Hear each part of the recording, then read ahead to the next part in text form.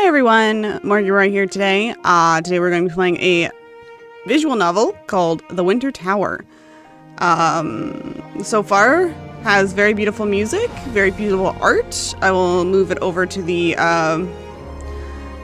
gaming stage, the gaming screen now, gaming stage. We're gonna turn that off so we don't have double sound. Yeah, so this is the game. It looks very pretty, has very pretty music. This guy has Jack Frost vibes from Legend of the Guardians or whatever that game or that movie is, where everybody was hooking him up with Elsa back in the day. But yes, so this is the game we're gonna play today. Just a little something different than Fields of Mystery. I like to play a long game for a couple of sessions and then, you know, mixed up with a shorter game. And I did look up the playthrough for this game. It said it was only an hour. So we'll see. I'll be reading it, so it'll probably be more like 2, but you know how it goes. I don't need Steam open right now. No. I was just getting the link for the Steam page. Okay, let's do this thing. Fixing everything. Blah, blah, blah. And, just as a reminder for everybody that this Thursday, night for me, this Thursday, 8 p.m. EST, I will be playing or running a D&D game with some other VTubers. I made an announcement on Blue Sky, but I'm going to make a post on YouTube as well about it soon. But yeah, so feel free to check that out. It will be, it won't be like, I'm not saying it's going to be R-rated, but it won't be like PG-13 like my rest of my streams are, because, people might swear and things like that. So anyway, but the one shot itself shouldn't be, R-rated. So anyway, let's get going here. Oh, hi, Cranberry. Yeah, it's always nice for you to come here on Monday. I was just saying that on Thursday at 8 p.m. EST, if you feel like joining, I will be streaming a one-shot that I'll be running with some other VTubers. So, but no pressure. It'll just be a fun little D&D one-shot that I'll be running. So, anyway, we're going to be playing the Winter Tower today, so let's get started. Move this over so I can see. Make it a... Oh. Ooh, I didn't know that would change the aspect ratio. Ooh. Oh, okay, it doesn't. I was wondering, I was like, ooh. There we go. Did that change it on OBS? It did. Okay, one second. Just gotta fix some stuff. Make it a little bigger. There we go. There we go. Got it fixed. I just had to change it a bit, so. Aw, great. Sounds great, Cranberry. So, let's start this visual novel, though. So I'll get my reading ready. A little drink of water. Prelude. Okay. I, Ekaterina Ivanova, would have said I was a rather happy person up until yesterday. Oh, God. It's time to start playing hard to get, Katie. It's quite unattractive. Correction, I would have said I was overwhelmingly happy person up until yesterday. Quit your blabbering and get out of my sight. I must finish packing. Oh, my dear Katie. Even when you act coldly, your words are music to my ears. Is this capturing my cursor? One second. No. But it can't be safe for a woman to live in the middle of nowhere all alone. Won't you reconsider? This guy has my best interest at heart, so I can always tell. Ah. Whoops. Ah, but this way I won't have to look at your revolting face. And what a relief that will be. At least in this castle, there are guards and servants. What if something or someone breaks in and tries to harm you while you're there? I even hear rumors that a monster lives in that area. Igor? Yes? I have no doubt the rapier I received as a birthday present from my father is more than enough to silence both you and that monster once and for all. Wouldn't you agree? That rapier of yours seems a bit too long to be effective for self-defense. I will buy you a decorative dagger to hang in your display case instead. Well, at least he's getting her weapons, I guess. This weapon isn't simply for show. I received proper combat training. Eek! Igor screeched and stepped back when I pulled the rapier out of my waistband. Coward. Ekaterina. Okay, what voice? What are you? Oh, he's your brother. Never mind, I thought... Wait. Was he saying that she was playing hard to get? Did I miss that? One second. It's time to stop playing hard to get. It's quite unattractive.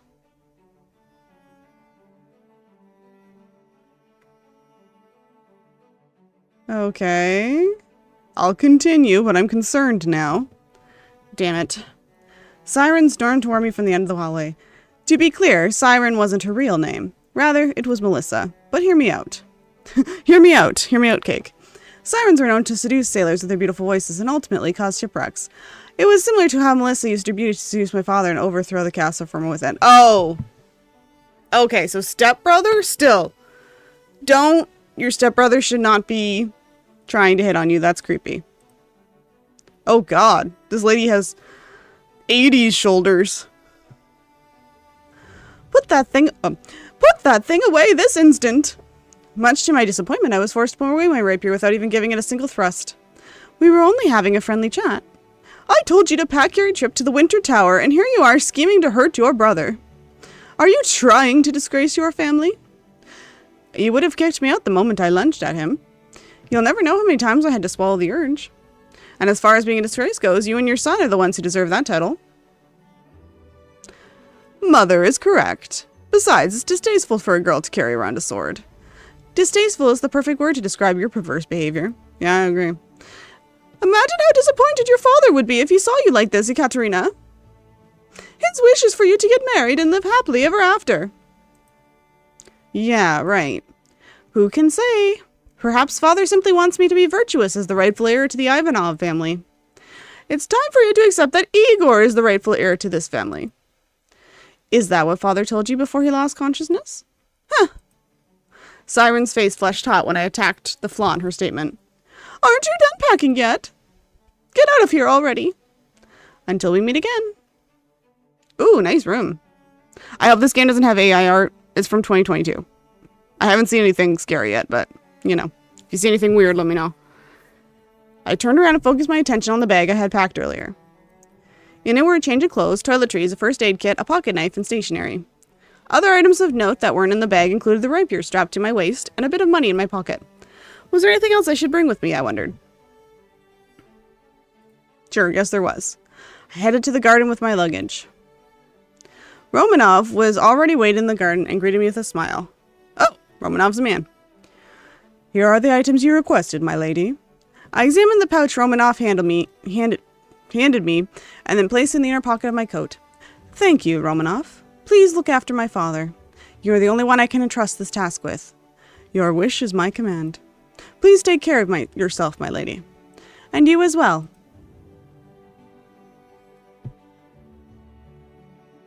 That castle looks funky.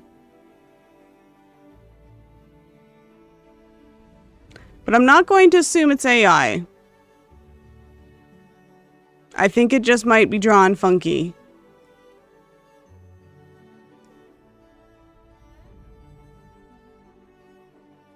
I'm examining it. I'm not an expert on AI art, so I'm gonna say it's fine, but it does look funky. There's like some stuff going on, but it could be stuff from someone who doesn't know how to design architecture, which is also me, so. As I approached the castle gates, I spotted Shadow, my favorite horse, trotting towards me in the distance. Let's go, Shadow. I signaled to my horse that it was time to begin our journey. She stomped her feet with confidence, then rapidly galloped down the road. The accident occurred the morning prior. My father, who quite enjoyed horse riding, had been unconscious ever since he fell off his horse. He was fortunate enough to survive. However, his head hit the ground so hard that he still hadn't recovered. If father passed away before long, it was natural that I would succeed his title. There was no question about it. Or at least there wouldn't be if not for his second marriage. Siren and her son Igor shared no blood relation to me or my father. Whether by law or tradition, however, it was the eldest child who stood to inherit the title. Considering Igor's age, it was very possible he could be named the heir. However, I was rightful heir by blood. To prevent further conflict, my Lord Father was to formally announce his successor eventually. Yeah, I don't like calling out AI generated stuff unless I'm 100% sure. So I'm gonna say it looks funky, but it could be funky just because someone doesn't know how to draw a castle. Although he respected my right of succession, he hadn't finalized his decision, as he wished to take my future marriage into consideration. In his will, he described in great detail how the inheritance would be split. However, his decision on who would succeed his title was nowhere to be found. Of course, he was simply trying to be generous by giving me time to think everything through until I turned 18, when I would be eligible to succeed him. However, Siren and her son went berserk when they heard of my father's accident. She forced me to make a decision, either agree to arrange marriage or leave the castle and have a coming-of-age ceremony. Either way, I couldn't just stand there and do nothing, so I declared that I would undergo my coming-of-age ceremony at the Winter Tower. Most coming-of-age ceremonies simply involved moving out after marriage, but our family tradition was to spend a year at the Winter Tower. Of course, no parent wanted to send their child to a foreign land for an entire year, so the tradition was gradually forgotten by the public. Nowadays, the tradition was conducted only once a year, with only one candidate. Sending Igor in my stead, I don't know if it's Igor or Igor. I think it's Igor, but I'm not from that area of where that name is common, so wasn't an option, as he'd undergone a different coming-of-age ceremony already. Although even if he had the opportunity to go, he surely would opt to cry in a corner like a coward instead. Beyond that, I highly doubted that Siren, being the overprotective mother she was, could bear to send her beloved son somewhere out of reach.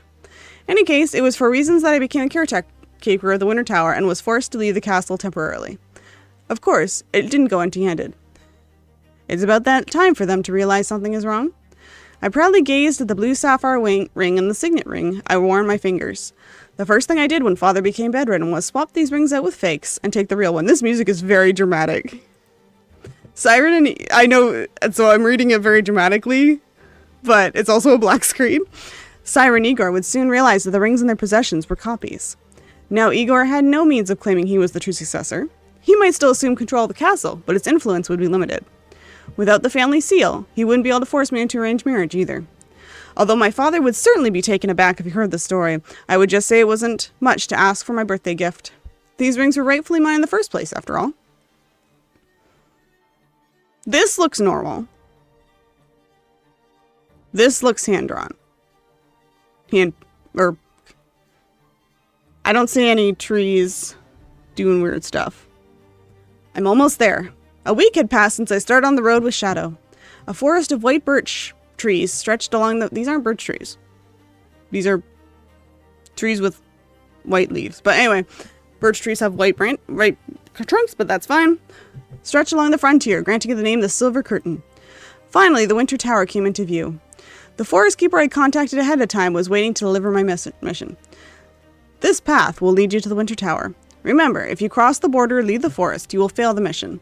You see the ropes hanging along the trees? Make sure not to cross them. Do you have anything you need? I'm traveling light. I rode my horse the entire way here. I'll make the most of what I have. I've been the forest keeper for years, and I'll tell you, it's rare to see someone take the traditional coming-of-age ceremony. I wish you the best of luck, young lady. Thank you for your support. Just 1 year. If I managed to protect these rings from the thieves that were sure to come, I would win. But if they got their hands on them, I would lose. Bring it on. She starts doing cheerleading moves. Do your worst. I'll make sure you pay the price on the day I turn 18. Oh, you're not 18 yet, girl?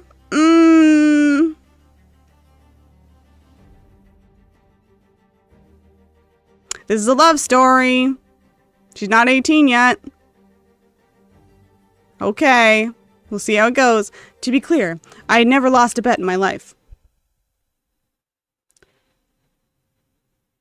Yeah. 2022, the AI wasn't that great. And I can't see why they would use real art for everything else but the buildings. Like, this building looks okay.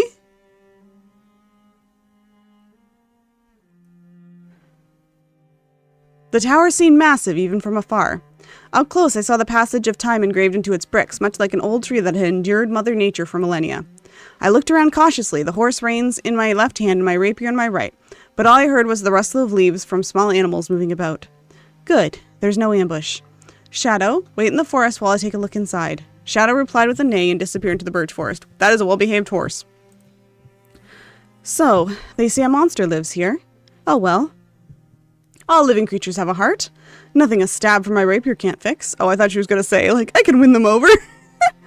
I never skipped a single training session in my life. She's not like other girls. I was determined to become Lord Ivanova. I was even confident that I would win most any battle. But of course, that was only if my opponent fought honorably. It is impossible for a single person to fight an army if they aren't a legendary hero. Monster or not, I, Ekaterina Ivanova, shall destroy anything and everything that stands in my way. I drew the rapier from my waist and stormed into the tower. I'm looking. See, yeah, this looks okay. I don't see anything really messy, funky. So yeah, I think that might have just been either traced from an image and they had a little rough time tracing a castle that looked like that. Because the tower looked fine, this looked fine. So like you said, probably stock image or something. So I think we're good. My first obstacle was rather unexpected. It's locked. Here too. No luck with this one either. Nor this one. For some reason, not a single door on any floor would budge. It was as if they were cemented into their frame. This tower hasn't been maintained for a long time. What's the point of keeping these keys? The keys I brought from the castle were useless. What should I do? Let's look for tools. I'm not used to the visual novels having so many options. Look for tools. When I returned outside and looked around the tower, I found a small storage shed and a stable. There should be an axe in here. Unfortunately, the storage shed was locked as well. There was no way to open it through ordinary means. All the doors are locked, and the only thing I can access is the stairwell. This is just too much. Should I just burn this place down? That's a jump. It's shelter. The little devil on my shoulder whispered sweet nothings, tempting me to set this place ablaze and find lodging at the town nearby instead. Well, what should I do now? At this rate, I'll end up sleeping without a roof over my head. You can sleep in the stairwell. It's still shelter. I couldn't think of a clever solution to get myself out of this situation. As I let out a deep sigh, I spotted a brown cat playing with a small ball in the courtyard. Yes, right here. You're climbing in that window. A cat? I suddenly recalled the time Igor gave me a caged bird as a birthday present. He told me that a proper woman should always behave like that bird and support her husband quietly from the shadows. It would have been a beautiful story if it had just ended with me kicking him in the crotch and freeing the bird. But the following year, he gave me a kitten. His explanation was that although a bird would escape if it was set free, a cat would never run away if it were well fed. Not true. Cats run away all the time when they're well taken care of. So do dogs. Animals can be kind of dumb sometimes. The cat was innocent in this, but I kept reminding me of that disgusting Igor, so I had Romanoff take over its care. Oh good, well Romanoff seems like that. The cat was surely happier with Romanoff than with me, in any case. That brown cat reminds me of Igor too. It turns out the round thing it was playing with wasn't a ball, but a rotund hamster. Okay. It bothered me standing by and watching the cat bully that rodent just like Igor had done with me. Are hamsters wild? I guess so. They have to come from somewhere. I thought hamsters were pretty much domesticated now, though. Help the hamster, I guess. I stood up and faced the cat to save the smaller creature. The exhausted hamster couldn't run. It simply remained on the ground, trembling. The cat kept tapping at its prey until it got bored, then raised its sharp claws to strike. Suddenly, the hamster sprinted at full speed to escape its doom. As if the first shot had been fired, the cat leapt forward to hunt its prey. No matter how fast the hamster was, there was no way it could escape the agile feline. It was obvious that it would be caught again, but then... What? The hamster, in its desperation to live, ran straight at me. It swiftly climbed my leg and took refuge in my pocket. The cat puffed its tail out and back and tail out in protest, but dared not attack me. If you've had your fun, scram. The cat hissed a few times, but then left when it lost interest. As I watched the cat leave, I felt the warmth of the shivering hamster in my pocket. No image of cat or hamster here. I walked into the tower and shut the door behind me. No other animals would prey upon the hamster in here, so I placed it on my palm. It peeked at me with nervous eyes. Let's see. I should still have some leftover bread. I gave a couple of breadcrumbs to the hamster. It started stuffing its mouth the moment it realized it was safe to eat. You're okay. The cat's gone now. Oh, cute. Never mind. There's art of the hamster. It is very cute. It looks real too. I'm not an expert, but it looks safe. Squeak, squeak. The hamster responded as if it understood my words.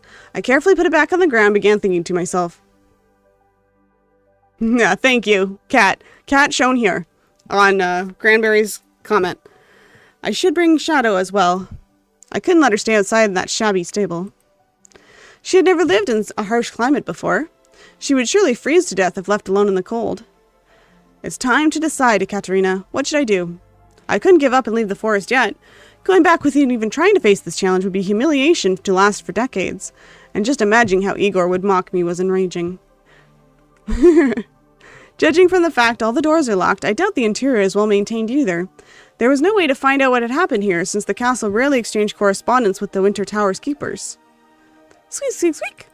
The hamster, which I assume had already left, made noises at me from a step away. Was Igor trying to mess with you again? Mess with you again? Oh, she named the cat Igor. When our eyes met, the hamster started to spin in circles on the rug and covered the landing. Is there something on the rug? Or beneath it? Squeak, squeak, squeak, squeak. All right, come here. I reached out my hand. The hamster climbed up and made itself comfortable in my breast pocket. You're an intelligent one. I rolled up the I rolled the rug up and moved it aside. Then I saw what was hidden beneath, a hatch. Thinking about it, buildings such as this tower do generally have basements. How did I not think of that earlier? It might have returned home without any knowledge of its existence. I pulled the keys out once again. Not this one, or this one either. Bingo! With a clear click, the lock was released. I slowly opened the hatch using both my hands. The entrance to the basement was pitch dark, like still water. I dived into the darkness with the aid of an oil lamp. It won't be easy to use my rapier in this narrow tunnel. I'd brought a dagger with me just in case, but I regretted not having studied how to use it properly. I would have trained more if I had known I would find myself in this kind of situation.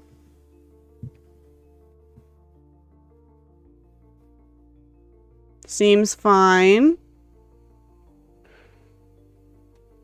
I don't see any details melding together. So I think we're safe. This is like the fourth background. That's look fine. Like I don't see anything doing anything weird. I don't see anything melting into each other. The cobweb is like even. Yeah, I think we're okay. I think just that first castle was like maybe someone traced a castle, or like I said, someone drew a castle who didn't know how castles looked. The torches hung on the walls brightened the passage as I lit them. Then, a large room at the end of the passage caught my attention. The room seemed to be used both as emergency shelter and a cellar, as it was filled with food and daily necessities. I also found an axe and a crowbar inside the crates. An axe seemed sturdy enough to use as a weapon. This should be sufficient to break open the doors. Let's head back up. Squeak, squeak, squeak, squeak, squeak. I don't want to do squeak squeaks anymore, so I'm just going. Ah. Unexpectedly, the hamster stopped me when I tried to leave the basement. What's wrong? Its head popped out of my pocket and directed me towards a couple of grain sacks. Grain sacks, not grain socks. Seemed hungry. I should be grains. Let's give it grains. Are you hungry? Squeak, squeak. I fed the hamster, then returned upstairs. No matter what I did, the doors never opened. I ended up camping outside. You couldn't break it down with the axe? Okay. I made do with whatever food I had and survival kit I brought from the castle. However, they were not enough to survive the hostile chills of the winter wind. After 3 months of nothing but struggles, I had to give up completing the ceremony and leave the forest. I was too ashamed to return to the castle after failing the challenge. For that reason, I became an aimless wanderer with no destination. I guess I chose the bad ending. If only those doors had opened. I had an axe!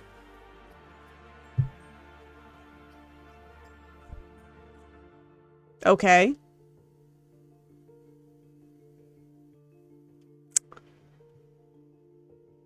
Sounds good.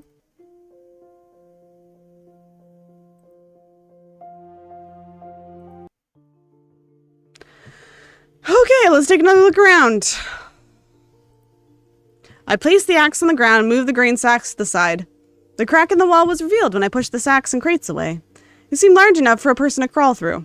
Yeah, I got a hamster. It probably died, though, in the winter. She said he was 3 months in horrible weather. I guess so. This entire room is suspicious. It's hidden, and there's even another secret passage inside. The crates must have been placed here to hide the crevice. Occasionally, a buzzing sound came from the other side of the hole. Ah, someone's cell phone is on the other side of the hole, on vibrate mode. What now, Ekaterina Ivanova?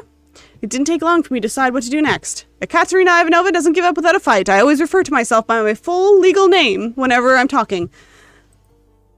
For my own sake, I must find out what's in there.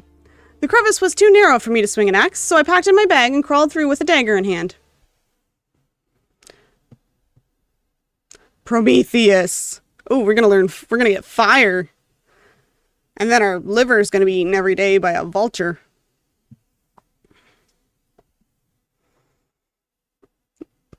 Romanov never told me about this. Is this an emergency escape route? There was an escape way in Castle Ivanov, too. But it was nowhere near as crude as this one. The tunnel was too coarse for a human to have built it. It felt more believable to say nature had carved this passage itself. What does that so-called monster look like, I wonder?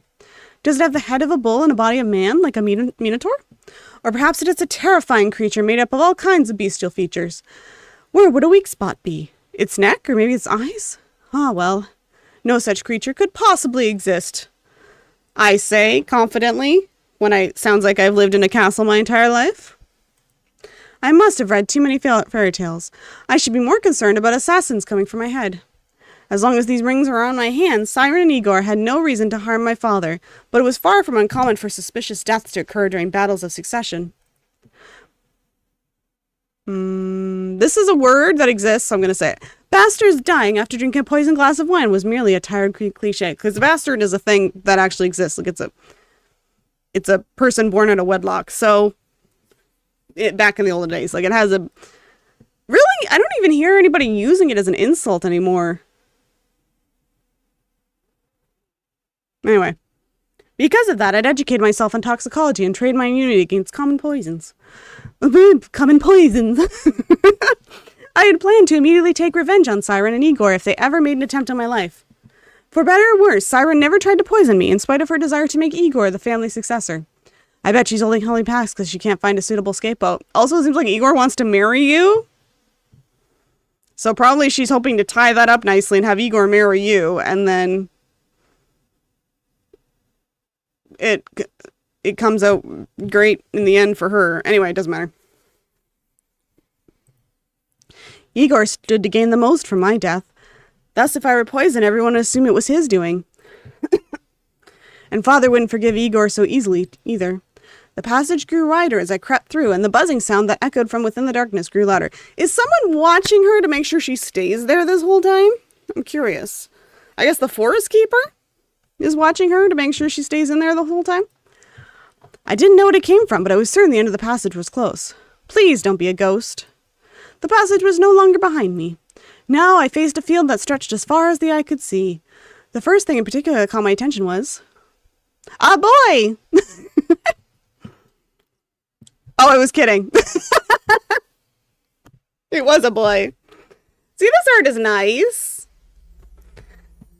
This art is pretty. I know. I don't know if it's Igor or Igor.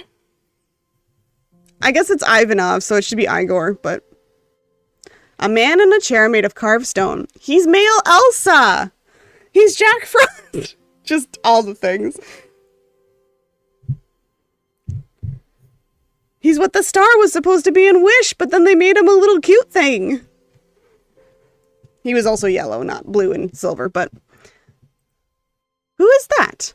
The hamster jumped out of my pocket and bolted towards the man.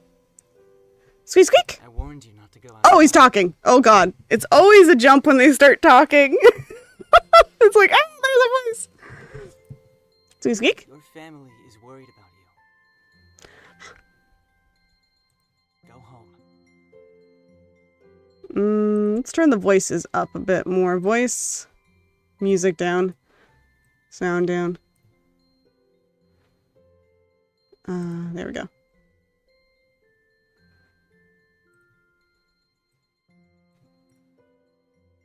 I'm Mr. White Christmas. I'm Mr. Snow. Do-do-do-do. Squeak! The man gently patted the hamster before turning his attention to me. Hi. Hi. Come here often? It's so informal. Like, they're all so fancy and fantasy medieval. And he's like, hi. Hey, yeah. How you doing? How's your day treating you today?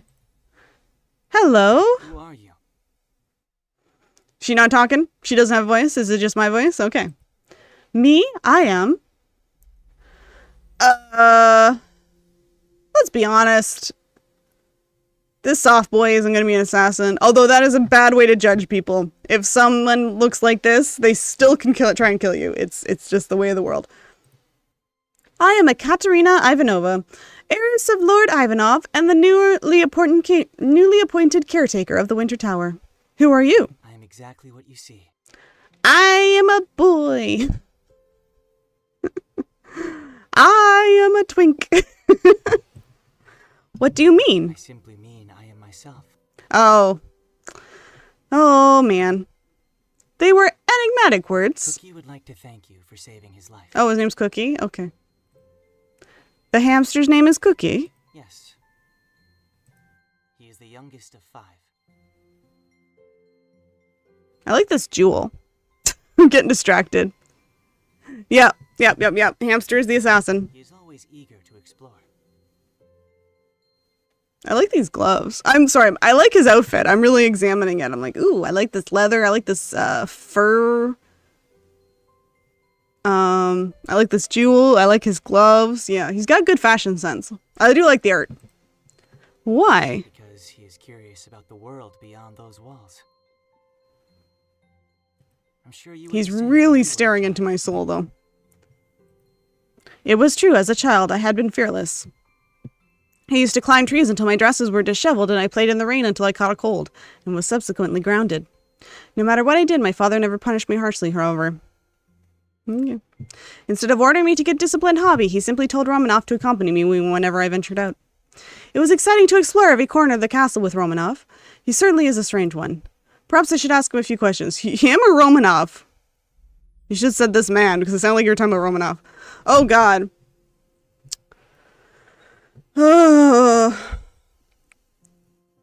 Sure. Why are you here? I'm confined here while I serve my time. Okay. They gave you nice clothes while you're in prison. Serve your time. Did you commit a crime? But you don't look like that type of person. Oh yes, because criminals all look the same, Ekaterina, eh? I was making that same joke about assassins not being pretty. Like, yeah, criminals can look pretty. You can't possibly tell. Yes, thank you, random white-haired guy. It's true. Boy Elsa, you tell her. For example, your stepmother is beautiful on the outside, isn't she? How do you know my stepmother? I immediately tensed up, brimming with suspicions. Do you know my stepmother? How do you know my stepmother? Forrest told me about her. Okay. Magical guy or crazy person? No. Delusional person, I should say. Can you be more specific? The horse that brought you here talked about you. And the animals of the forest delivered that information to me. Oh, at least the trees didn't tell you. Can you understand animals? You can't? Oof, facial exchange. Blech, blech, blech, blech. It appeared to be a genuine question. The majority of people, and myself included, cannot. Everyone was able to at one point. This girl's 17. This guy appears to be immortal. We're getting to some Twilight territory. The reason you cannot anymore is that you are hiding your true self. Maybe I'm not 17. Not to stroke my own ego, but on the contrary, I consider myself a rather honest person. It was also because of my personality that I sometimes got roped into pointless disputes. Though most of the time it was with Siren and her son. Anyone else would assume the same if they were forced to live with people who constantly got on their nerves. Your thoughts and feelings doesn't necessarily translate to being open. Boy, Elsa, yeah. Like a female version of Elsa, except like less sparkly. If it was a boy version of Elsa, he would have much more sparkly outfit. But you can't tell me the description is wrong.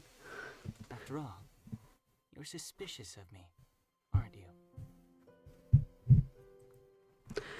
Aren't you rather suspicious? Wouldn't you be suspicious? Wouldn't you be suspicious if our places were reversed? You may have heard of me from Shadow, but I've only just met you.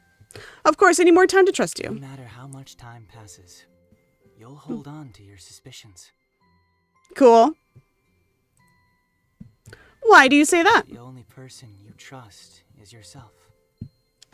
Well, her dad seems cool, and Romanoff seems cool. Snow Miser, yep. Snow Miser got, if this is Snow Miser got hot, because he did not look this good before in the stop motion show. Snow Miser got he went and got some work done, and he looks much better. Those rings on your fingers are proof of that.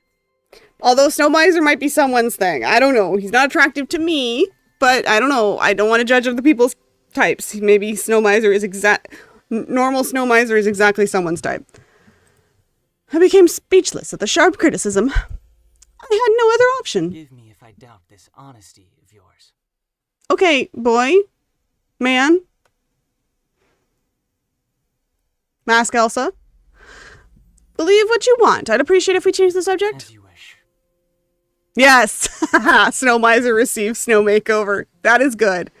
I wish I could, like, give you a thing.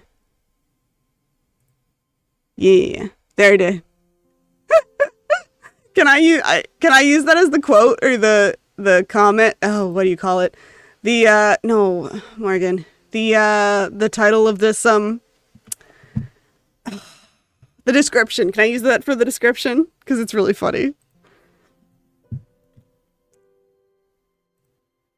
If the argument had continued, I had no doubt it would go in circles for an eternity. I should be on my way. I need to get to work now that I found an axe. Are you going to use it to break open the doors inside the tower? Those doors are my friends. Yes. Will that be a problem? Not at all. No, not his friends. Exactly 30 minutes passed by the time I realized this man had asked me that question. Why the man had asked me that question. Come on! Bang. I swung the axe at the door with all of my might, but it did not leave a single scratch. Oh, okay. So in the bad ending, she did try, but they just didn't say that she tried and it didn't work. How can this be? No matter how blunt the blade was, it was still a weapon. How could the door be completely unscathed? To test my theory, I returned to the forest and swung the axe at a birch tree. The results were the same. As the blade was about to hit the bark, it was like there was an invisible wall blocking its path. It's almost as if the wood repelled the blade. I'm going to use it to break open the doors inside the tower. Now he's telepathic. He already knew these doors wouldn't break, didn't he? He made a fool of me. At this rate, it would be impossible to complete my coming-of-age ceremony at the Winter Tower. The reason the tower had been neglected was now clear. What was the point of maintaining if the doors didn't open in the first place? I couldn't believe something so fairy tale-like was taking place before my very eyes. There was nothing else I could do, so I returned to the basement. The man sat in the same spot he'd been in 30 minutes ago. This also doesn't look like AI.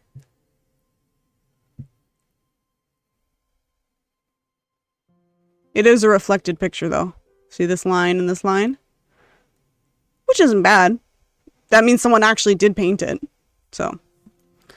You already knew that an axe wouldn't break the doors, didn't you? Yes. Yes. Then why did you just let me go? Did you enjoy watching me struggle? I didn't bother telling you because you would have tried it regardless. It's true that I do as I like, but I'm not so stubborn as to completely disregard others' advice. Even if I'd warned you, you would have attempted to knock the doors down regardless. Am I wrong? I wouldn't kept at it for half an hour at least. I should teach him a lesson. Let's attack him with the axe.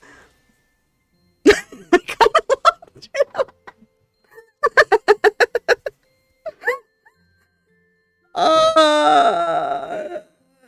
Let's save. There we go. Let's attack him. This isn't a joke. I must stay here for 1 whole year. It was ridiculous to consider returning home before a week after I left home, let alone 1 year. I don't know what I don't know what kind of situation you're in. Nonetheless, I'm the owner of this tower. It was wrong of you to lock all the doors without my family's consent. Now tell me how to open them. The man remained silent for a while. Finally, he opened his mouth to respond. Must you open them, no matter what? Oh, I was hoping she was going to attack him with the axe. Yes. He slowly stood from his chair and walked over closer at an even slower pace. I hadn't noticed it from a distance, but how close he was, pale as a ghost. You didn't notice? His hair is the same color as his skin, and his hair is white. Not quite, but pretty darn close. It was as if he had never seen sunlight his entire life. He spoke softly but clearly, as though reciting a prayer. She needs to chill, yes. If I enter, I won't be able to lift a finger. Yes, you're doing very good. Despite... Oh, wish to stay he's talking. at the Winter Tower, I will help you. In exchange, He paused before continuing. will you promise to look after me? Look after you how? Look after you how? Are you gonna pretend not to be able to do anything? Making me have to do everything? This is a weird thing. I would be so suspicious. Because like I said, he looks unthreatening, but you... I don't like promises that you can't keep. I'm gonna save again. What if I say no? Then our negotiations break down here. You may deal with the doors by yourself. Okay. He turned away coldly and sat back down upon his chair. I climbed to the basement after a futile attempt at persuasion. No matter what I did, the doors never opened. I ended up camping outside. I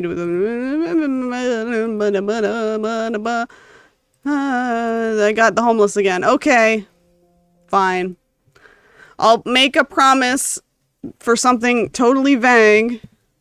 This guy definitely isn't giving Archfey vibes or, you know, immortal being vibes. So definitely make a contract with one of them without knowing the details.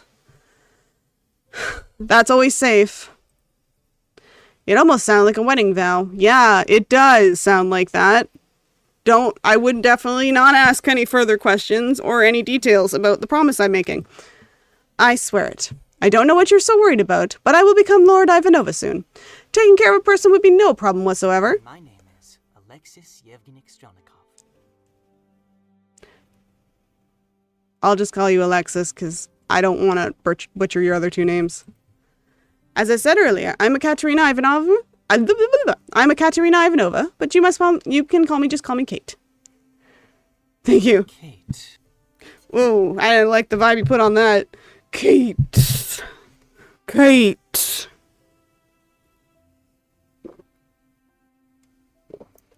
It's not hot cocoa, but it is coffee, and I did take a drink, and it was good. Kate. If we're done here, let's move on. I'm starving after all that chopping. I'm scratching my arm. Elf!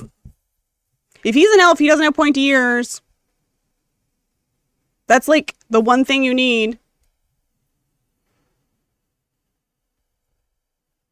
The sun had already set by the time I let Alexis out of the basement.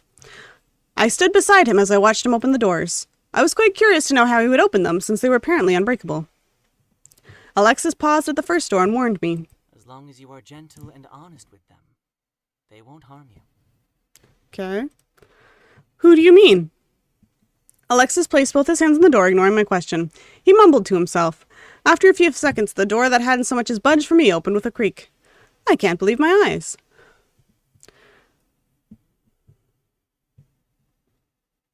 Oh, they're cute. What is going on with this one, though?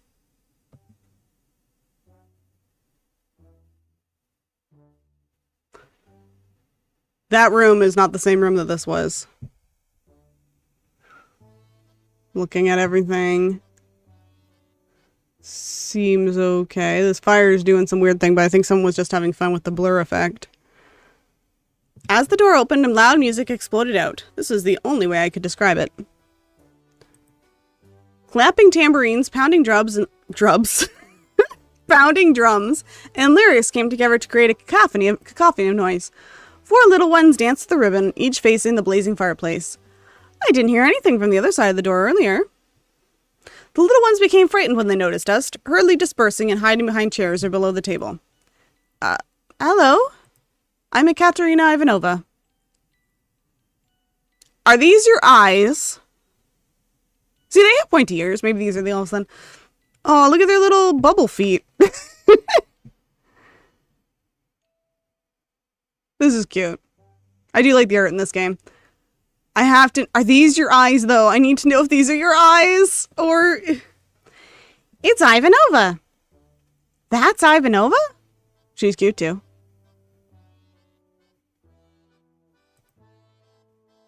She's Ivanova. Ivanova. The little ones parroted my name. I will be the caretaker of this tower for 1 year, starting now. How shameless. Shameless. It was abandoned. Abandoned. The little ones weren't exactly welcoming. What should I do? Although I didn't know the reason they seemed angry at me, I should apologize. I'm sorry that this place was poorly managed. You aren't being honest. Dishonest! Liar! Liar! Little ones were furious despite my apology. One by one they scuttled toward the fireplace. For fear of seeing them burn themselves, I rushed to stop them. But then the flame died out on its own. I questioned Alexis while watching little ones walk into the unlit fireplace. Is this my fault? Indeed. Oh, who are they? The elves. Yes. When I stared at Alexis, he cleared his throat and continued. Don't generally live in groups in humans' homes. They simply play around in empty houses until someone moves in. This place, however, has been empty for quite a long time.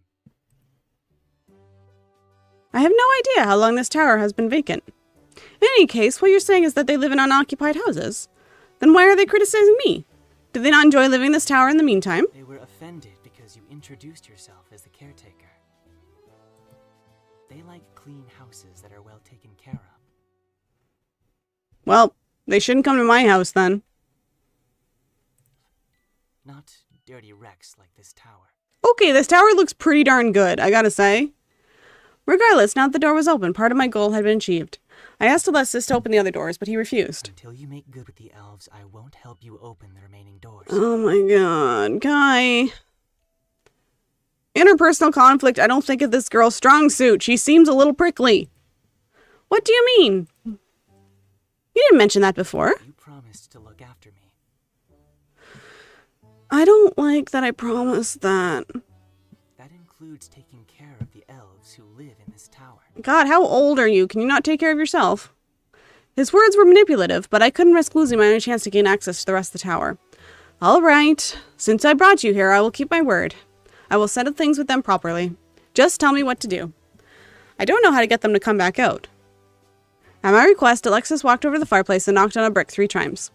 Hello, elves. Will you come out for a minute? One elf peeped out from the fireplace. What's the matter, Alexis? Kate would like to speak with all of you.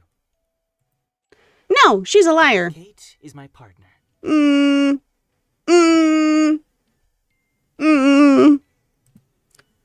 Oh, I hit a button. Do you truly dislike her? Alexis is good. Ivanova is bad. She promised not to lie again. Alex signaled me for step forward with a glance. I gently walked towards the fireplace. From the bottom of my heart, I apologize for what I said before. But to be completely honest with you, I still don't understand why you're so angry at me. Even if you dislike me, you only have to put up with me for 1 year, however.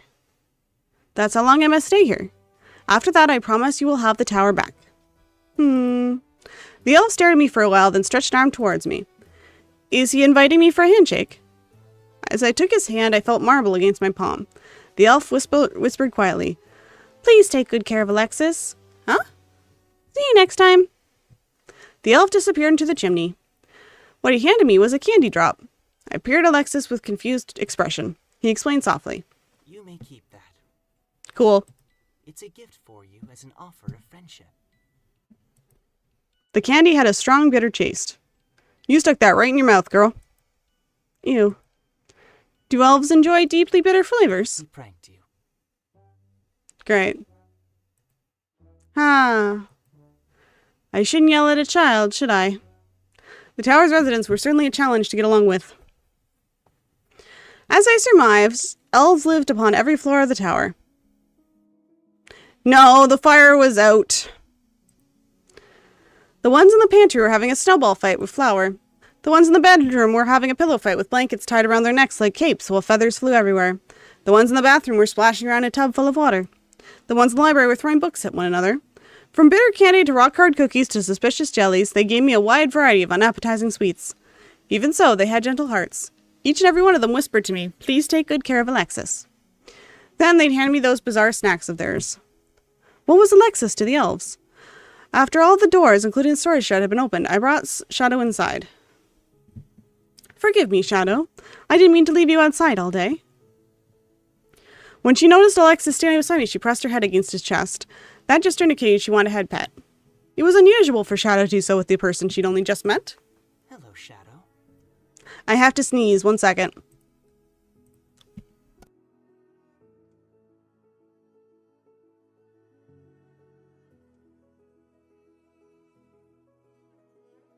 Never mind, it was a false alarm. I hate that.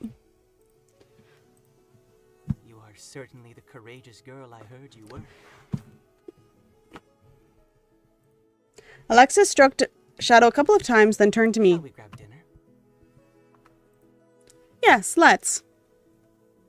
If I were to describe the tower to someone who had never seen it before, I would tell them the general structure wasn't too different from that of a castle.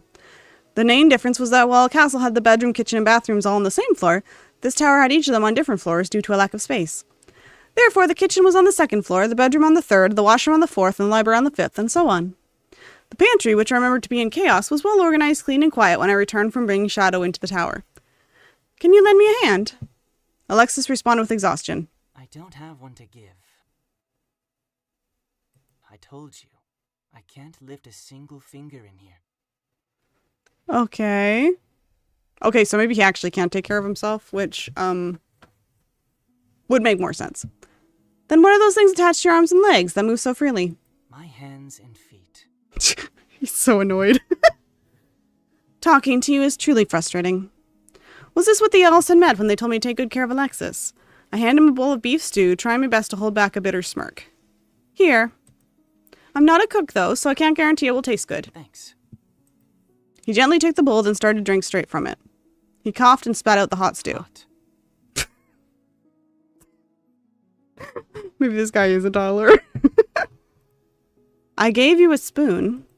You didn't think it was just for show, did you? Don't know how to use one. Oh my god, he is a toddler. He was born hot yesterday. The trope. The trope. This man was becoming more ridiculous by the second. How can a grown man not know how to use a spoon? This seems weird. Teach him how to use a spoon, I guess. Look closely. This is how you hold a spoon. You scoop the stew out like this, and then you eat it. Alex observed me attentively and attempted to mimic my actions. He was so awkward about it that it took him hours to finish that single bowl of beef stew. It's like he's a baby. Oh, please don't say it like that. I can't remember it clearly anymore, but my nanny must have been the one who taught me how to use a spoon. Did you not have anyone teach you? That's a difficult question. Perhaps there was. Perhaps there wasn't. When you said you couldn't lift a finger earlier, did you mean that you were useless beyond imagination? Wow, this girl is harsh. In a way, I suppose so. He opened his Do palm. you see my hand? What about My it? fingers. They're far too long. My fingers are too long? They look normal. Like, they look like anime fingers. So? They get in the way. Okay, why'd the music go away? This fellow was even worse than Igor in some ways. Igor. Fine. I won't question you again. I now realize that accepting you the way you are is far easier than trying to understand you. I exclaimed as I took his empty bowl. I will cook for you until you learn to do it. Alexis nodded. I think I can learn if I study it from a book. Why do I get the feeling we'll have to start with the alphabet? That was how my first day at the tower ended, with the ominous feeling that my future would be far more challenging than anticipated. No snow, sugar! What's with these titles? No sugar tonight in my coffee. No sugar tonight in my tea. No sugar to stand beside me. No sugar to run with me. Ba ba da ba ba da ba da. If you were ever to celebrate your coming of age at the Winter Tower, you would find yourself welcomed by doors sealed with piles of snow, a horse glued to the fireplace who would refuse to feed its feed with hostility, and elves that fought you for the jar of sugar cubes. Not only elves, of course, but a certain man might try to steal the jar as well. Alexis! How many times I've told you that sugar is for Shadow? It's as I told you, Kate. Alexis munched on the sugar cubes he'd taken from the jar. I need a regular dose of sugar.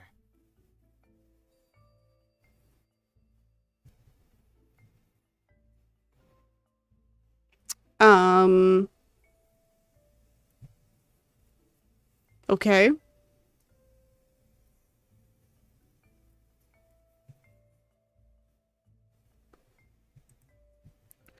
The amount of sugar you consume every day is abnormal. Hey, it's me! The amount of sugar I consume every day is abnormal. You'll bleed syrup if you prick your finger at this rate. Possibly. I can't say either way since I've never bled much. I put my hand out, demanding he give the jar back. Alexis licked his lips with disappointment and grabbed a bag of crackers as he handed me the sugar jar. Have those if you need a snack. We have a limited supply of sweets here, unlike at the castle. You may take my portion of sweets, but I can't allow you to take Shadow's. Crackers are dry and awful. Oh my god, this guy is a toddler! I've seen so many tropes where the woman is like the baby and the guy has to do everything for her. I haven't seen it switched very often, I gotta say. I've gotta say this is less common for me for the guy to be the person who has to have everything done for them. I sighed heavily as I watched Alexis grumpily nibble on the crackers. Why do you and the elves love sweets so much? Have you never heard the story? What story? The one about how snow is God sprinkling sugar crystals onto the planet. I can't say I have that. I have that. Why sugar instead of salt? Salt is disgusting. Okay, dude. You are a toddler. Even God prefers sugar. Let's not bring God into this. This is a fantasy medieval area. Where's God coming in here? Salutations, Salt Merchant. We're playing a strange one today. We're playing a weird one today. If you said that in front of a priest, you would be branded as a heretic. Alexis choked on a cracker. He hastily massaged her throat and reached for a glass of water. What I mean to say is the elves were born that way. Baby. It's natural. What's your excuse then, dude? Alex emphasized his words for effect. Elves to the very core love sweets, pranks, and... Alexis! Suddenly the fireplace went cold and an elf jumped out. Alexis turned to the elf and regarded them calmly. I brought you here all by yourself. Where is your partner? I turned to the fireplace as the elf rushed to grab something. However, he was not strong enough to pull it out. Alexis reached in the chimney to help, to no avail. Nor was I helpful in assisting the two of them. Whatever was in the chimney was properly jammed in there. We need an extra hand. Who should I call for help? Well, these two, he's unconscious. He's not here. Shadow? Shadow! Shadow pretended she didn't hear me, busy looking for something more engaging. How could you? I was sure Alexis's laziness had begun influencing her. Shadow, if you help me out, I will treat you to a whole bag of snacks. It was the word that snacks that finally moved her. Just you wait, Shadow. When that gets warmer, I will retrain you properly. I took a deep breath before shouting, Pull on the count of 3. 1, crack. 2, crackle. Although I heard something cracking, there was no turning back now. 3! Almost there, but we needed more force. What should I do? Apparently Shadow was the strongest of us 4. How can I convince Shadow to pull harder? This is a weird scenario. This is lying, and they don't like lying. So, Shadow, I'll give you as many snacks as you want. But she seemed disinterested. It appeared she wouldn't fall for the same trick twice. How can I convince Shadow to wholeheartedly? This is a lie, though, and they all say lies. Shadow, this thing in the chimney is the one who stole all your snacks. Well, it was a rant. We hadn't seen any images of that horse yet. That was like a weird cut-off image of the horse. Shadow neighed at the top of her lungs and pulled with a force of might I'd never witnessed in my entire life. Crack, slam, boom. With a loud bang, the room was covered in soot. Cough, cough. Everyone coughed and sneezed insistently due to the dust. I desperately reached open the windows to ventilate the room. Soon the ashes settled and my vision cleared. Then I noticed that the only one still in decent shape was Shadow, who stood in proud triumph. The power of snacks sure is something. I gave Shadow a pat on her neck and fed her sugar cubes one by one. Lex, on the other hand, looked abysmal. He picked up the crackers that he had dropped and gradually approached the spherical object in the corner of the room. Is this your partner? The elf gave an affirmative nod. Only elves and smokes could pass through the chimney, but this fellow was rounder than the ones I was used to seeing. The only things that gave this sphere away were his pointy hat and the face below it. I've seen those odd eyebrows somewhere before. Hey, you're the thief who stole our sugar cubes a couple of days ago. The elf, now that his crime had been revealed, waved his arms and legs in an attempt to run away. However, the most he could do was struggle to keep his balance. Wow. I didn't expect my random excuse would turn out to be true. He was like the other elves a few days ago. What could have happened to him between now and then? Alexis, I have a question for you. All right. Is turning into a giant ball, becoming round like him, part of an elf's maturation? This is the effect of snow sugar disease. What the frig is happening? What the frig is happening? What does this sentence mean? I have no... You can't just drop a sentence like that out of nowhere.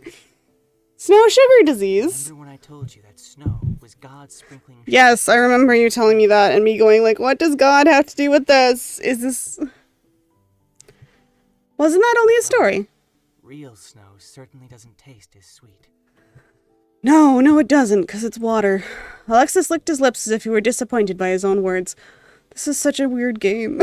Even so, snow and sugar look very similar, don't they? Yep. They do. From a distance, yes. If elves don't regularly ingest sweets, they become like this. So they're the opposite of people, then. If they don't eat sweets, they get round. Unlike people who, if they have too many sweets, they get round. I've seen people become overweight because they ate too many sweets, but never the other way around. Alexis gave me a strange look. Aren't they the same thing?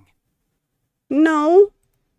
In what way? The elves' main source of energy is sugar, just as grains are for humans. Okay. In any case, do you have a solution? Alexis nodded. I understand that this will be difficult for What am I you, doing? friend. What am I doing? What am I doing? However, you won't be able to climb through the chimneys in your condition. What is happening? You barely made it out of this one. Oh, wait, he's talking to the elf.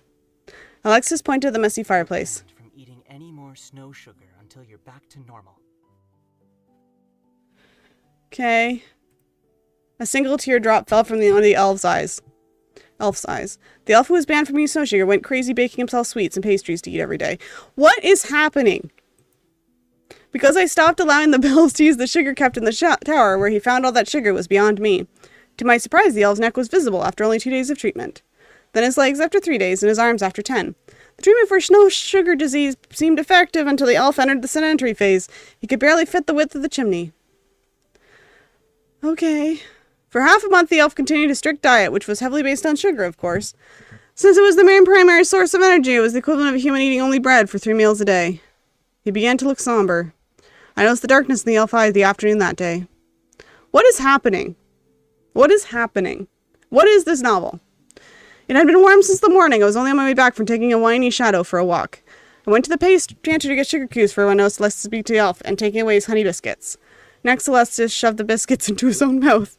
What is happening? That wasn't the end of it. He snatched all the cookies and sweets the elf had baked and threw them into a cracker bag. The elf stood there helplessly as he watched Alexis take his desserts. Let Alexis take the desserts. I certainly don't know what the heck is going on.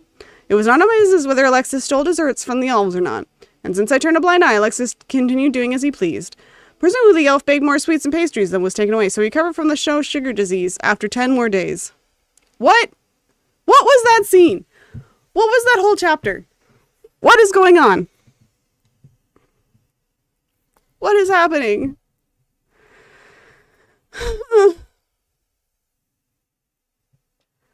Tap, tap. A white pigeon pecked at the frozen window. I let it in while rubbing my tired eyes. The pigeon, that snow sugar disease thing better come back later because that was so weird. The pigeon landed atop my hand, carrying the cool scent of winter on its feathers. My family emblem was attached to the leather strap around his left leg, and a note was tied around his right leg. Who is this from? Oh, Romanoff. I pocketed the note and tied the letter I had prepared ahead of time to his leg. Apparently you can't have cookies, Cranberry, because Alexis is going to steal them all. I've been exchanging letters with Romanoff like this once a week. If the pigeon didn't arrive after a month or carried a suspicious message, it meant that something had happened at the castle. The identity of the ring thief has been uncovered. The note delivered more information. 2 months was more than sufficient. Romanoff had been distracting them, buying me 2 months' worth of time. Now that they knew I was the one who took the rings, they would try whatever they could to get them away from me. Since they couldn't exactly command the Ivanov army to march here, they would likely opt to send a few select well-trained soldiers undercover. Oh goodness, the kitchen was in chaos. It was as if there had been an explosion. The floor was covered in a mysterious fluid. A suspicious glowing pot, extinguished the flame of the hearth, was set upon. The elves were sweating in a panic, frozen to the spot. This was the scene I had found from returning after a 2-hour walk. You'd better have a good explanation for all of this. The elves vigorously shook their heads, then they met my glare. Not me. Nor me. I didn't do it. I didn't do it. From my own personal experience with the elves, I knew they were poor liars. Who caused this mess? They wouldn't tell me who the culprit was. They even tried their best to avoid my gaze, to act as if they couldn't hear me. If not the elves, however, there was only one other suspect. Alexis. Alexis walked down the stairs with the book in his hand. His calmness, in spite of the mess in the kitchen, gave him the air of a seasoned warrior. Fortunately for Alexis, this was not a battlefield, nor was he a fighter. Calm down. Getting all worked up like that is bad for your heart. I think I would hate this guy if I lived with him. They haven't... How could you make the kitchen this messy in the blink of an eye? Alex retrieved balls of soot from the glowing pot and placed them on the table. Maybe. Still far from perfection. I think it's more like Keebler elves were based on elves that were like this, but... What are you making? Charcoal? Alex snapped. How rude. These are almond cookies. Cookies? You'll understand if you taste them. You must be joking. Try one if you don't believe me.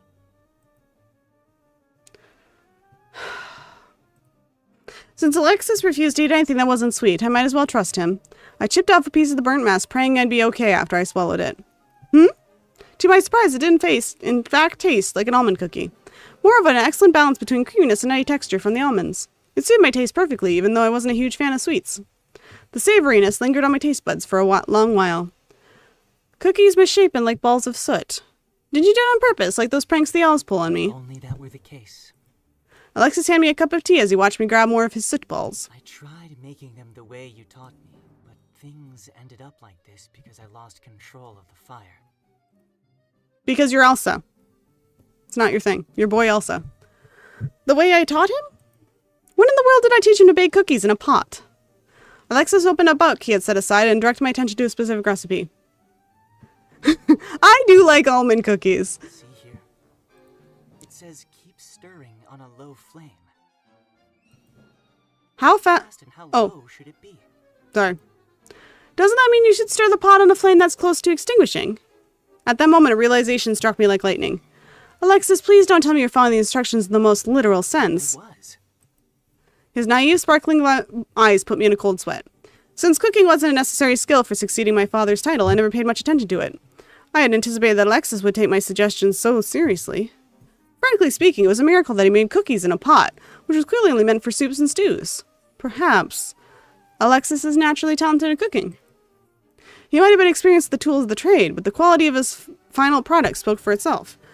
My staring at the charred cookies embarrassed Alexis. He cleared his throat and spoke. I'll bake better looking cookies next time.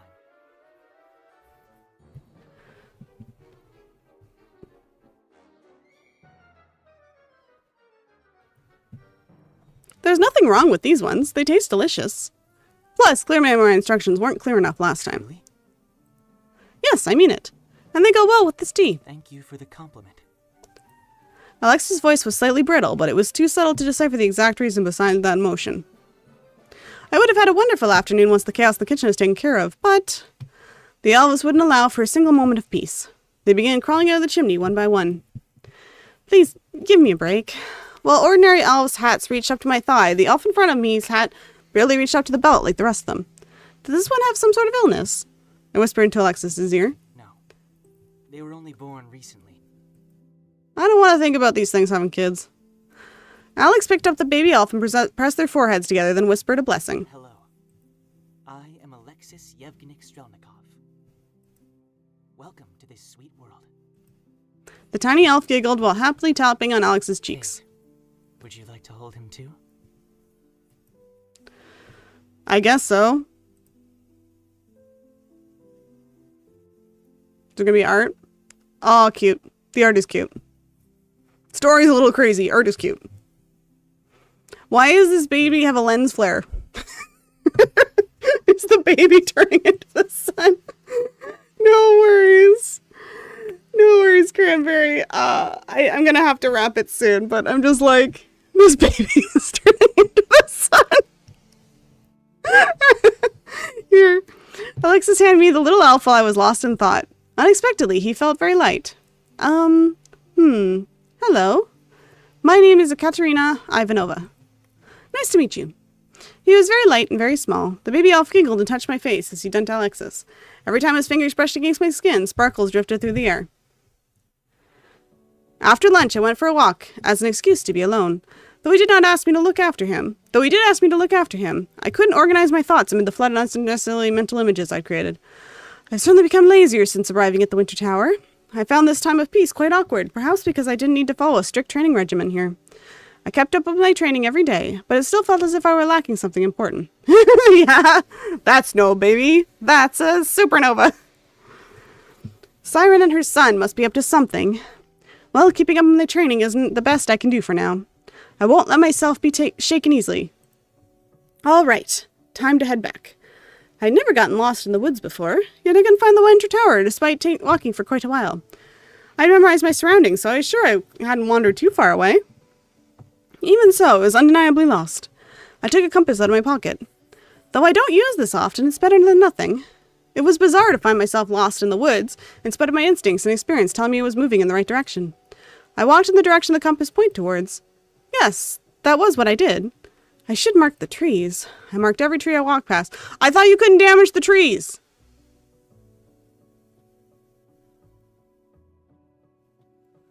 Unless it was just with the axe.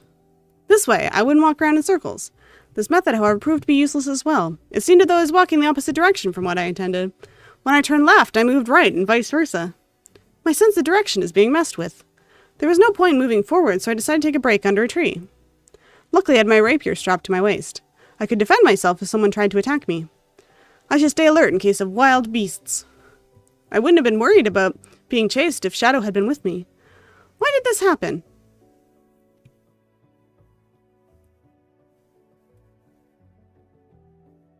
I have no idea. This isn't the time to sit around and theorize about the cause of my condition. Oh, I wonder what's saying this. Let's save here, though. What a game.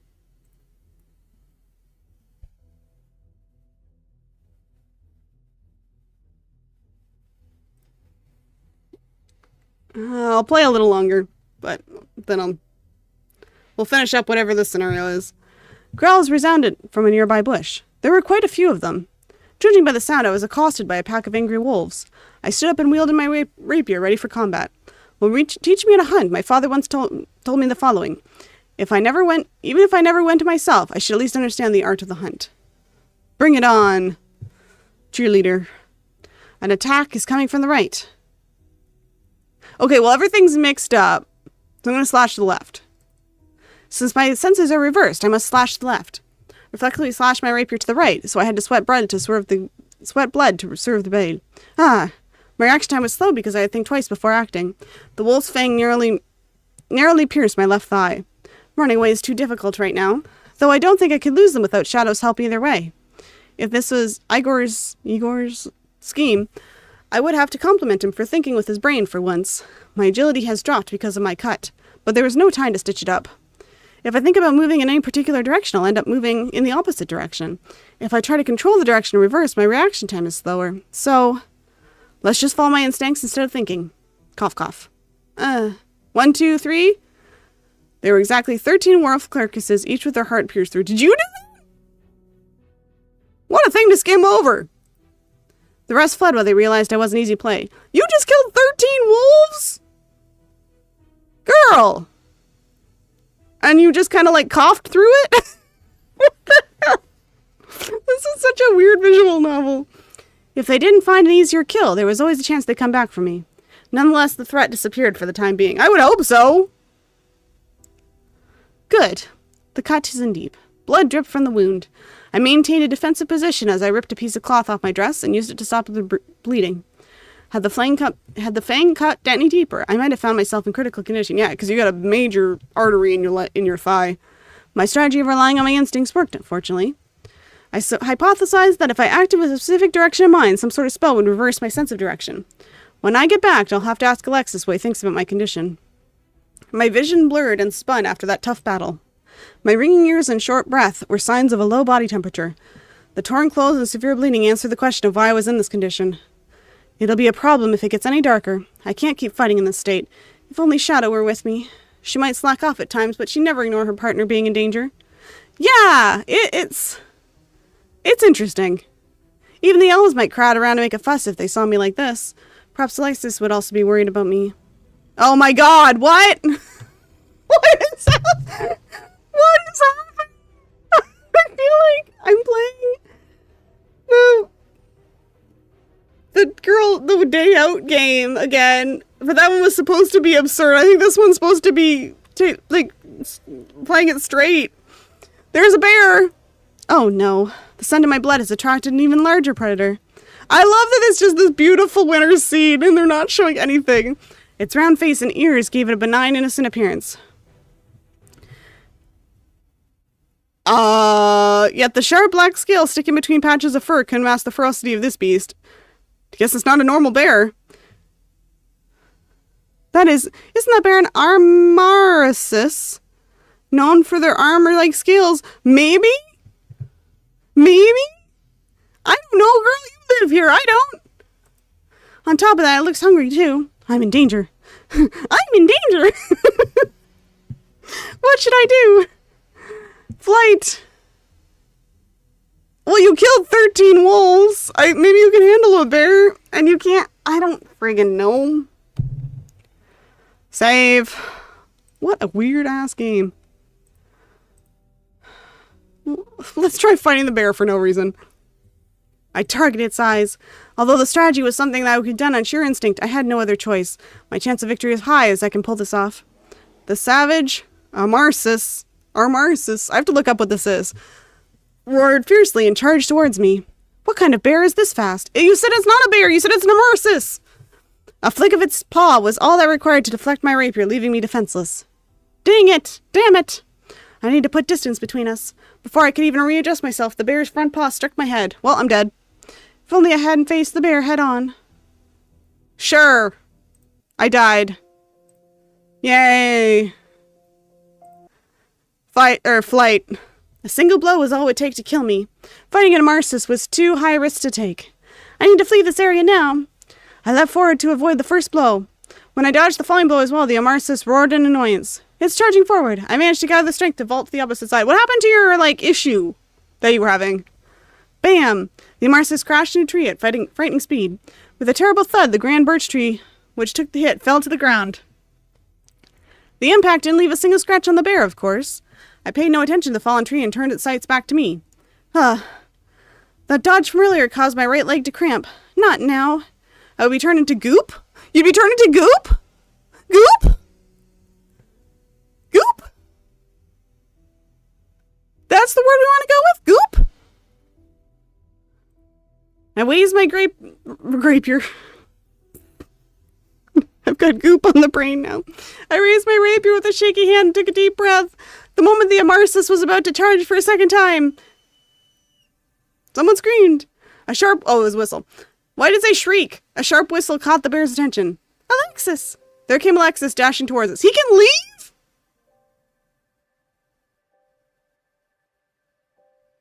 I thought he said he couldn't leave. He had to serve his time or whatever. He threw something amid the clopping of a familiar horse.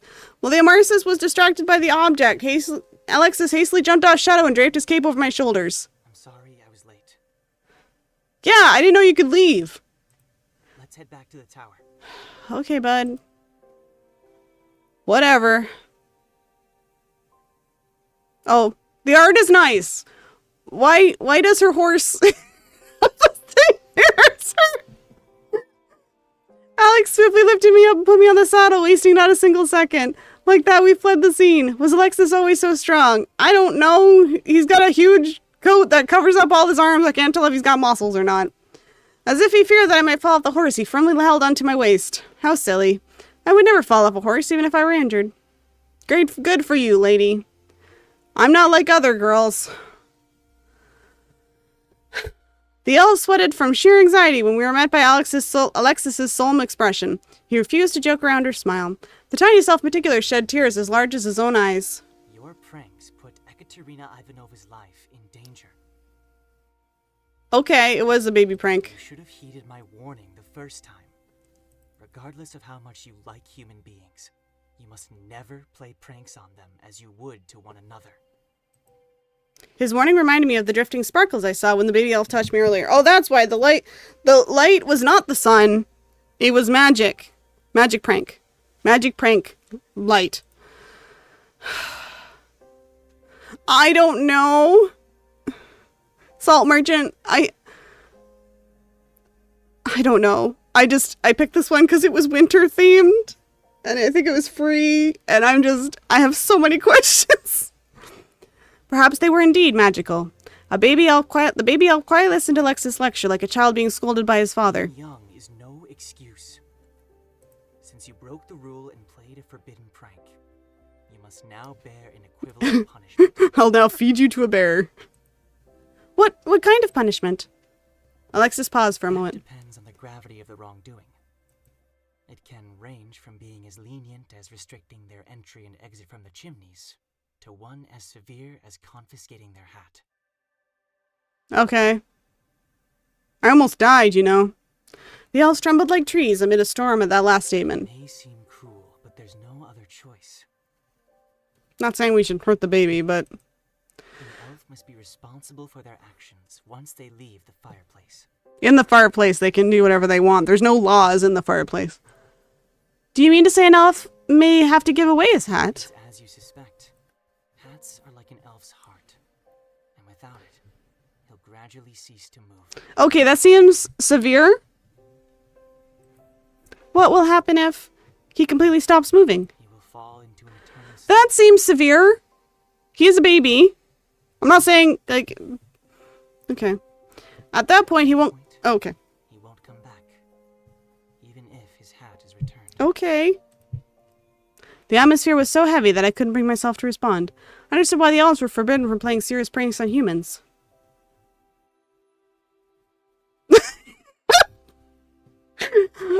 The baby elf should go into a coma for what he did to me. No. It would have made me uncomfortable to see the baby elf have his hat, which is essentially heart, taken away.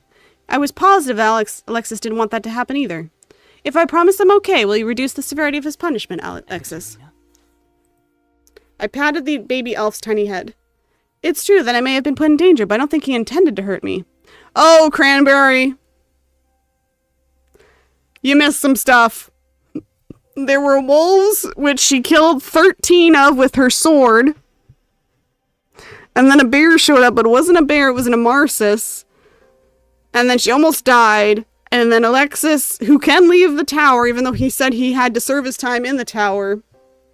And her horse came, and her horse had human hair, and brought her back. And then he's saying, like, well, the elf cast a prank on you, which made all your stuff go opposite. So he messed with her controls, like Metal Gear Solid. And Then, so he said, now we'll take the hat away and the baby will go into a coma. I don't know what the hell is going on, Cranberry. Isn't that so? Yes. The baby elf gently nodded. So You nearly died, Kate. Yeah, but the elf shouldn't be put into a coma because I nearly died. 2 wrongs don't make a right, dude. Are you truly okay with this?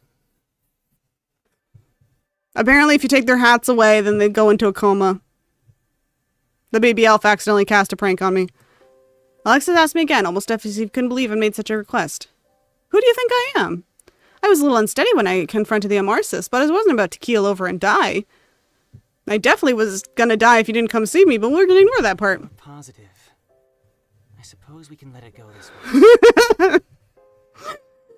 Honestly, if Smokey the Bear came out and said that, I'd be kind of like, yeah, I wasn't expecting it, but I haven't been expecting a few things in this game, so...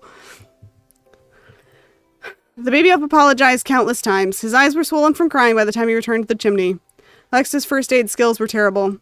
It's as if he'd never done it before. He's a baby! He was born yesterday!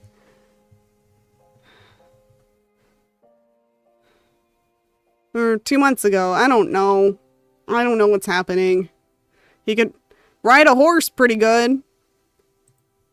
Following my instructions, he napkily cleaned the wound, applied ointment to it, and bandaged my leg. Hey, that's about what I would be able to do. After the quick first aid, he made stew for dinner. My hunger was insatiable, so I gulped it down. Kate. Yes? I'm sorry. Yes. It wasn't your fault. Contrary. I was well aware young elves' pranks could go too far. Yet I let my guard down.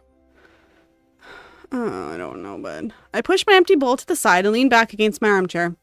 Alexis, when you said that the elves would be punished if they played prohibited pranks, what you told me when we first met came to mind. It reminded me of your so-called punishment. You don't have to tell me what it is if you don't wish to. I just thought in that regard, you and the elves were quite similar. I know that you're a human, but you like sweets like them, know so much about them, and I don't think he's a human, girl. They come to you for help, don't they? Like children running to their father. Aren't you also being punished for a mistake you made in the past? Alexis stared at the burning fireplace as he spoke. I don't think he's human, girl. You're talking about illusion. A mistake. I don't know what that's referencing to, Salt Merchant, but it's very funny to just say. Perhaps it was, but I would make the same mistake all over again, even if I were given a second chance. Alexis didn't explain further. I had no idea what his mistake of his was. I have another question for you, Alexis. What did you throw at the Amarsis earlier? Sweet. Our Marcy especially loves sweets. Cool. Great. Everybody in this world loves sweets except for the main character, I guess. Something you baked yourself? Did they turn out better this time? Instead of answering my question, Alexis handed me colorful meringue cookies with a cup of tea. Okay, dude. He couldn't bake 2 months ago and he's making meringue cookies? He couldn't hold a spoon 2 months ago and he's making meringue cookies? I guess they have a lot of free time. Spit on the meringue cookie. Oh, yeah. Unlike the burnt cookies I had this morning, these meringue cookies look decent. I picked up an appealing pink meringue cookie and took half. Now, meringue cookies, are they macarons? Or is meringue cookie different? Because I know macarons are made with meringue. Bleh. Alexis burst into laughter when I frowned. Seeing Alexis laugh like a kid eased me up. I've always wanted to try that prank myself. Oh my god, dude, I almost died today because of a prank. Can you give me a break? He was still his usual self. The man who loved sweets, the man who spoke nonsense. Yeah, he does. He certainly does. And the man who always took me seriously. Alexis, I have a question for you. Whoosh. Oh my god. The winter wind whistled beyond the frozen windows. Swoosh slam. The warmth on Alex's face vanished. Wait. I believe we have visitors. Okay. Visitors? But the fireplace is still ablaze. Not for me. They're most likely here for you. Okay, I'm gonna save. Oh, good. Duel. I honestly don't know. I didn't really know what to expect. No, can I save? Please let me save. Okay, I'm saving now. I'm pausing this until next time. Oh my goodness. This has been a game. I'll just make sure my load is good.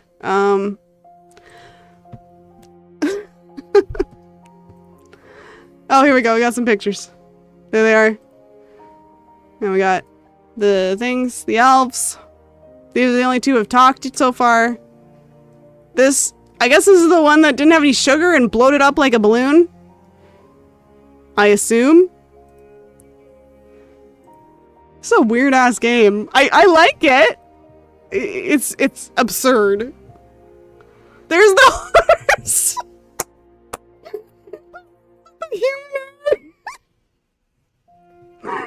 Oh god.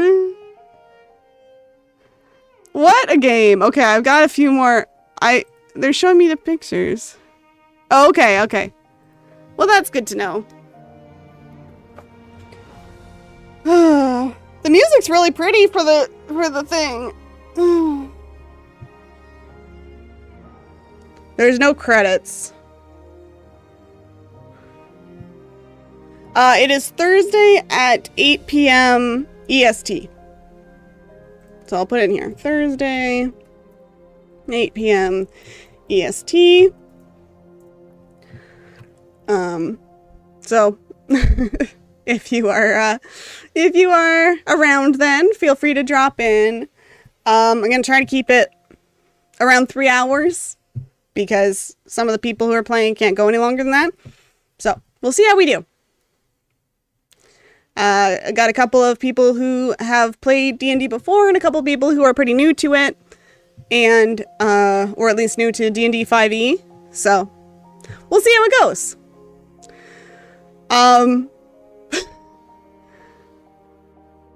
I do like this game. I like the music. I like the artwork. The story's a little insane. The writing's a little insane. It does definitely seem like it's a passion project of someone's. So I don't want to speak too badly of it, but I haven't been like, what the heck is happening so much since the Lily's Day Out game. So, you know, go watch that one if you want to see me say that a bunch too. That one was more intentionally absurd though. I think this one's unintentionally absurd, but that's fine. You guys both have a good day. Thank you so much for watching. Yep, so Miser Love Story. You guys have a good day. Thank you for watching, and we'll see you tomorrow for a video. So, okay. Thanks for watching. Hope you're having a good day. If not having a good day, I hope your bad day is over with soon. And we'll talk to you later. Bye-bye.